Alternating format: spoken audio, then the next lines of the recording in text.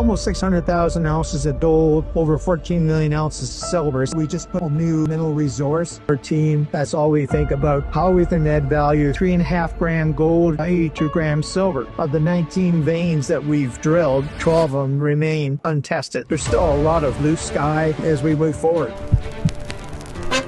Welcome back, everybody. My next guest is Randy Turner. He's the president and CEO of Independence Gold Corp. Trades on the TSX Venture Exchange under the symbol IGO and trades in the United States under the symbol IEGCF. Randy, welcome. Well, thank you. Thank you for having us. You bet. It's my pleasure, Randy.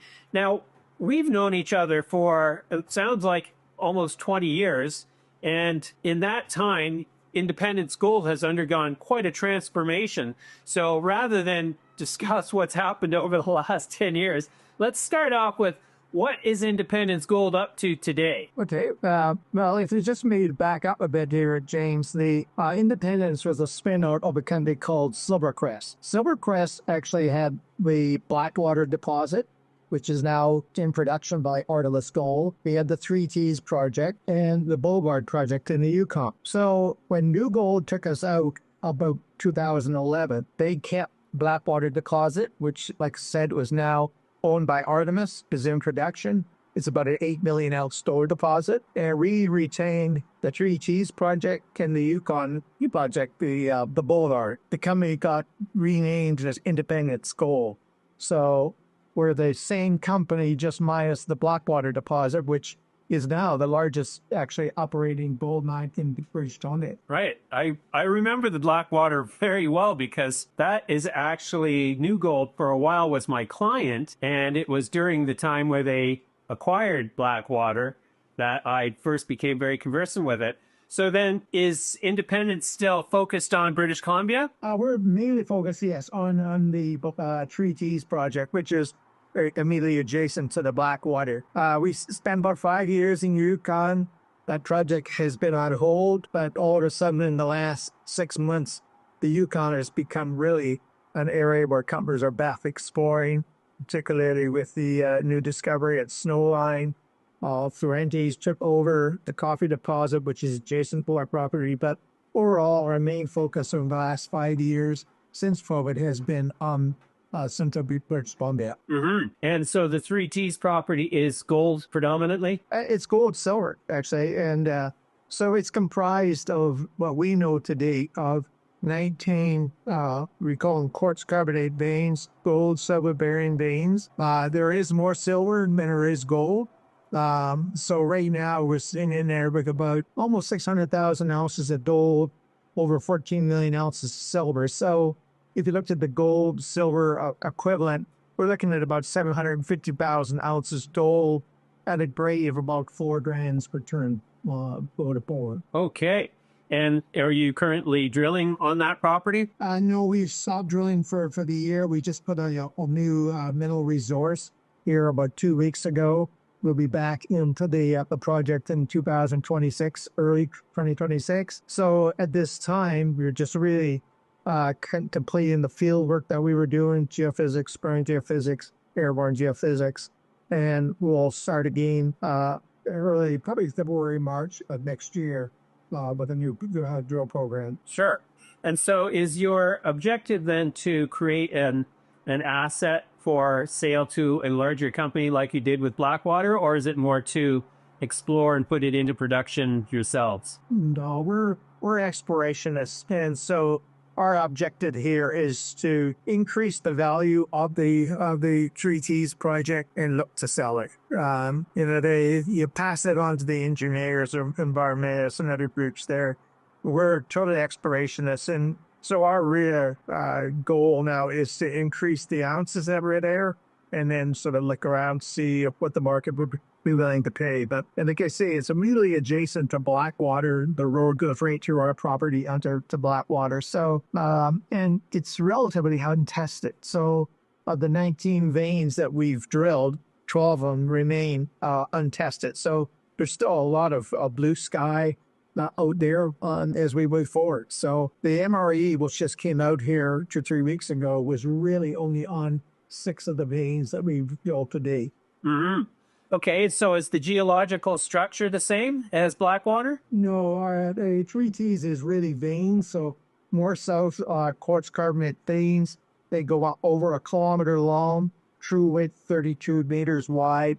So it's a series of parallel veins. So part of it is open fittable, and part, but it now is sort of in the resource is underground. So all 19 veins are on the surface, particularly some of the main ones that we've been drilling, they come right to surface. So yeah, it's an open pitable underground tech situation. So parallel series of veins. Sure, I see. And so then is the infrastructure and access positive, negative? What's the story there? Well, they had the easy accessible. There's main road that comes in from Vanderhoof, or you can come in from Prince George. It goes right to the Blackwater deposit, right to the 3T. So it's a well-maintained gravel road. Of course, right up to the Blackwater deposit, it has to be sort of a high-grade road for all their trucks and but not moving. So we're a spur road off of it. There's a number of roads that are through our property that were there from the lumber industry previous. So accessibility is very good. So we're from that point, it really ticks the run box there of accessibility. And by doing so, it also really decreases the cost of our drilling. So when we look at the Yukon and what costs to drill in the Yukon, say, versus what it costs to drill at 3Ts, our all-up costs about $300 a meter to drill at 3Ts. Probably in the Yukon, you're looking well over $1,000 a meter because of helicopter support and stuff like that. So it's a really makes for a lot more exploration, a lot more drilling for the same amount of money that you would spend in the Yukon, probably 3 times more drilling than with the Yukon. Mm-hmm. So, Randy, maybe you could talk a bit about what is the advantage for investors when a company says that it's going to focus on exploration and develop an asset for ultimate sale to a larger entity versus one that says it's going to sort of bite off the whole enchilada and try to put the thing into production? Well, I think over my years of experience in this business, and this is my 55th year, so I've seen a lot of geologists that had tried to take the project from sort of the beginning, from discovery, to take it to a mine. And the success rate is generally very low. Exploration geologists think one way, engineers think another way. So in our case, we're all explorationists. My entire team, that's all we think about, how we can add value through more drilling, through more geophysics, and various exploration methods to sort of increase the value of that asset. Whereas a guy who's trying to put it into production, he can only take it so far, and then the capital costs of first come in there, and then it becomes a lot different issue. You're dealing with environmentalists, you're dealing with the government, a lot of permitting issues and things like this. So we'll stick at what we know best, and that's being explorationist. Right. So there's zero risk or a lesser risk, I suppose, of dilution because you're never going to have that reach for, pre-feasibility, feasibility level studies, infill drilling, all that expensive stuff. That's what always has attracted me to companies that stay in the exploration lane relative to try to do the whole thing. Yeah, as you start moving the sort of from a pre-feasibility, from the feasibility, the costs are going through the roof. Your capital costs, of course, that you bring to play, it becomes extremely expensive and time consuming. So if we're looking at the sort of the figures these days, from discovery to putting a property into production, it's got 15 years. And that's pretty well worldwide right now. But I'd say it's almost even more now as we're sort of resources are getting tougher to find.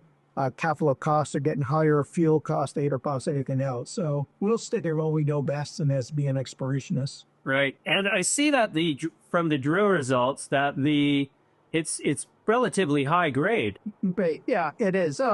So we were recovering. I just said we're on a goal to about we're averaging over 4 grand gold. Kind of Dove, or what we would say in the open pit situation, for about 3.5 grand gold, 82 grams silver.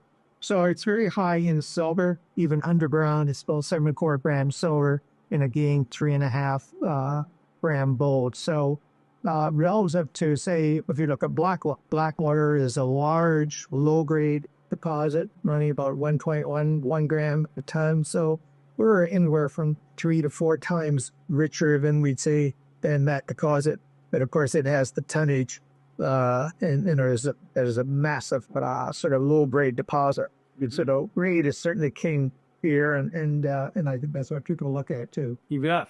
Okay, so walk us through the Blackwater transaction and how that panned out for investors in SilverQuest at the time. Well, yeah, it was a great sort of, I think, exercise in dealing with a major that came knocking on the door. We were a kind of partnership that became called Richfield Ventures. They knocked on Richfield Ventures' door first, and we were the sort of the other partner in it. And we were actually for a very brief time New Gold's joint venture partner on the project. But I think it took from September to November for us to realize that this project was going to get very expensive very quickly. And so sat down with the president then of New Gold, Randall Oliphant, and we struck a deal. So the whole deal of between Richfield and SilverQuest was about $750 million. And that was made up of a cash and stock component. New Gold was then trading around $14, $15. So by the end of the year, everybody was out of the other shareholder of New Gold or perhaps at disposed of their holdings. But it was one of these things. They came knocking. They'd seen the drill results. They came into my office. They expressed interest. They chopped the Richfield. And just like that, the deal was sort of consummated and out the door by the end of the year. So it was a big win for the shareholders, for both on Richfield side and the SilverQuest side. But then part of our deal was that we got to keep the 3Ts project and the Bullard project up in the Yukon. So we started again. New Gold put in $15 million to get us going. So they have a 9.9% shareholder for quite a while. And so that sort of got us kicked along and to be focused over the next 5 years in the Yukon. Now we're back to the 3Ts. Mm-hmm. So for shareholders of SilverQuest at the time, what was the price per share that they realized upon exit? Well, as a cash component in stock, it was about $180 million for us. So on a share basis, I think it was $1.50, $1.70 or something around there. But it was a huge premium to what the stock had been trading at. So everybody did extremely well. Mm-hmm. And what was the size of the resource when they bought it? Well, at the time, it was probably about 3-4 million ounces. Right. Well, but they were actively drilling. And then at one point, they had actually one of the largest drill contracts in the world. They had 19 drills out there drilling. So a year later, they had really built up that resource. And now they say there's about 8 million ounces there. Right. So it's safe to say that you're basically in the process of repeating history here, given the size of the mineral resource estimate you just came out with. Yeah, and one of the things I know, James, that is interesting is that when we own Blackwater, I like to mention this story. I'm talking to people, we bought it off prospectors for $40,000 in cash and 200,000 shares of SilverQuest. So that $40,000 in cash and shares, then sort of you moved it into what New Gold was worth to now to what Artemis is. And Artemis is now a $3 billion company based strictly on that deposit. So it's quite amazing to see where that initial acquisition went to where it ended up down the road. Mm-hmm. Wow, that's fantastic, Randy. Well, we're going to keep following along with interest. I appreciate your time today. We'll come back to you in due course and follow up. Thanks for joining us. Okay, thank you very much.